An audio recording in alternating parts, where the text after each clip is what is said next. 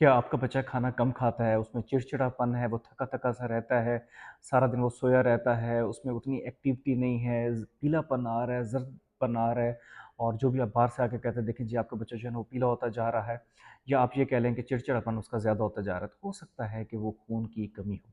तो आज की जो हम वीडियो बनाएँगे वो ये देखेंगे कि खून की कमी बच्चों में क्यों होती है, उसकी मेन वजूहात क्या हैं, उसका इलाज क्या मुमकिन हो सकता है और वो क्या अलामात हैं जो ज़ाहिर करती हैं कि बच्चे में खून की कमी है और आप बच्चे के जिस्म पे कौन से ऐसे निशानात आपको मिलेंगे जो ज़ाहिर आपको जाँचने में, खुद से जाँचने में आसानी होगी कि आपका बच्चा खून की कमी का शिकार हो रहा है।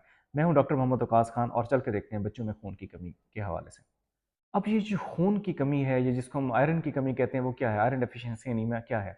उस मतलब लोहे की कमी। अब ये लोहा क्या होता है? ये वो चीज़ होती है जो आयरन हमारे एचबी सेल्स को चाहिए, हीमोग्लोबिन को चाहिए, जो कि खून के अंदर आपके ऑक्सीजन को तमाम जिस्म जिस्म में लेके जाता है। अगर ये कम होगा तो आप ये समझें कि ऑक्सीजन जो है, जो खून के खुलियों ने हमारे सर में जाना था, ऑक्सीजन को वहाँ लेके जाना था और रोज़मर्रा के काम करने थे, वो पूरे नहीं हो सकेंगे, जिसकी वजह से तमाम मसले मसाइल के साथ ये बच्चे आते हैं और ये तमाम जो मैंने आपको बताया।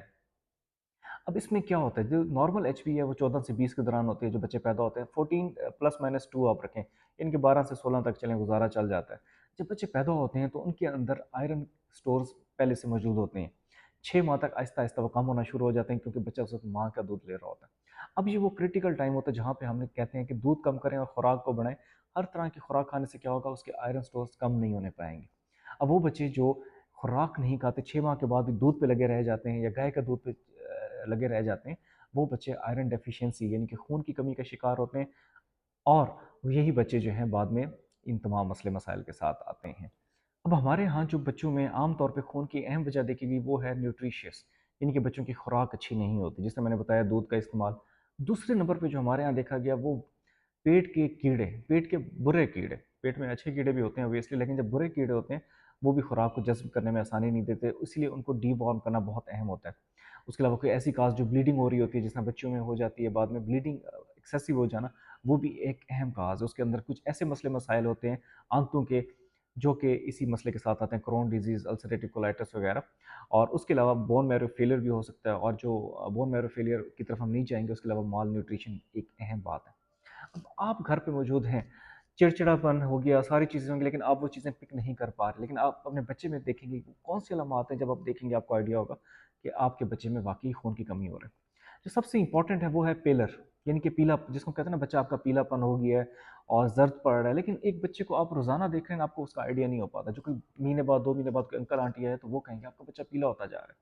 अब आप अपने बच्चों को कैसे देख सकते हैं? एक सिंपल सा मैं आपको एक टिप दूँगा कि आपने अपने बच्चों की हथेली को देखना है और ये जो आपको लाइनें नज़र आ रही हैं, अगर ये मध्यम पड़ना शुरू हो जाएँ या आप लोगों की फ्लैट हो रहा है, हाथ एक जैसा चिपटा हो रहा है, तो ये निशानी होती है कि हैंड लाइन्स जब फेड हो रही होती हैं, ये निशानी होती है कि बच्चा पेलर हो रहा है, तो फ़ौरी आप अपने डॉक्टर को चेक करवाएँ।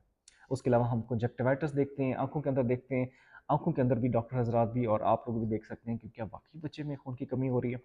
उसके अलावा जो सबसे इम्पोर्टेंट है, आपकी आँखों के, बच्चों की आँखों के इर्द-गिर्द डार्क सर्कल बनते जा रहे हैं। अब डार्क सर्कल जो है ना, ये भी एक निशानी होती है कि आपके बच्चों को आयरन डेफिशिएंसी हो सकती है, आप अपने डॉक्टर से मुआयना करवाएँ। इसके इर्द-गिर्द, होंठों के इर्द-गिर्द एंगुलर चिलाइटिस बन रहा होता है। एंगुलर चिलाइटिस जो है ना, एक कम इम्यूनिटी, यानी इम्यूनिटी कम हो जाए, जो आयरन डेफिशिएंसी की वजह से ऑब्वियसली हो जाती है, तो उसकी वजह से होता है और ये फिर आगे मौजब बनता है और बीमारियों का, जैसा कैंडिडियासिस, फंगल इन्फेक्शन, जिसको फफूंदी भी कहते हैं, जो कि बच्चे खाना-पीना भी कम कर जाते हैं और ये भी एक निशानी होती है। एक ऐसा साइन है जो आप देख सकते हैं कि आपके बच्चे में खून की कमी है या नहीं। उसके अलावा एटॉपिक ग्लोसाइटिस, आपकी जो ज़ुबान है ना, ऐसे जिसमें पपीले होते हैं छोटे-छोटे ना, वो जो टेस्ट बड्स को लेते हैं, ये बिल्कुल फ्लैट हो जाती है और ये भी एक निशानी है कि आपका बच्चा जो है वो खून की कमी का शिकार हो रहा है और उसकी जो है जो वो जायका है वो भी ख़राब हो चुका होता है। ड्राई स्किन होती है, बच्चे के नेल्स ख़राब होने लग जाते हैं, स्पूनिंग ऑफ नेल्स हो रही होती है और इसके अलावा जो स्किन इन्फेक्शंस हैं ना, वो बढ़ जाती हैं। जो बच्चे के बाल हैं, हेयर है, वो थिन हो जाएँगे, प्लकी हो जाएँगे। आप ऐसे करेंगे तो बाल उड़ के ना आपके हाथों में आना शुरू हो जाएँगे। वो कलर फेड कर रहे होंगे और इसके अलावा फोलिक एसिड डेफिशिएंसी से भी हो सकता है और हमने ये भी देखा कि इस वजह से, खून की कमी की वजह से हेयर लॉस भी हो रहा होता है। किसी भी तरीके से छोटी उम्र में हेयर लॉस भी हो रहा होता है।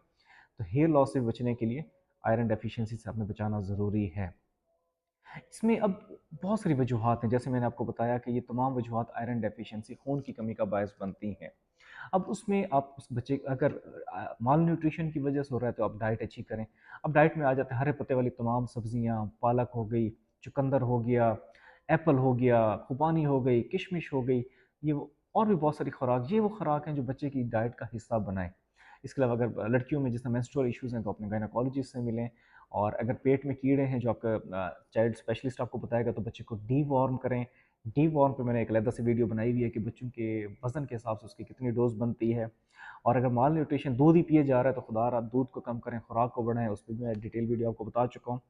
और ये चीज़ें हैं। अब दूसरा ये कि हमें अक्सर पता नहीं चल पाता कि हमारे बच्चे में वाक़ई खून आंतों के ज़रिए या पखाने में खून आ रहा है, क्योंकि आम आँख नहीं देख सकती। तो उसके लिए ऑब्वियसली टेस्ट होता है स्टूल फॉर ऑकल्ट ब्लड, वो उससे आपको आइडिया हो जाता है कि आंतों से भी खून बह रहा है, जो कि गाय के दूध पीने वाले बच्चों में होता है, लेकिन वो आँख में नज़र नहीं आता, हमें पता नहीं चलता गाय का दूध हमारे बच्चों के लिए कितना नुकसानदेह साबित हो रहा है।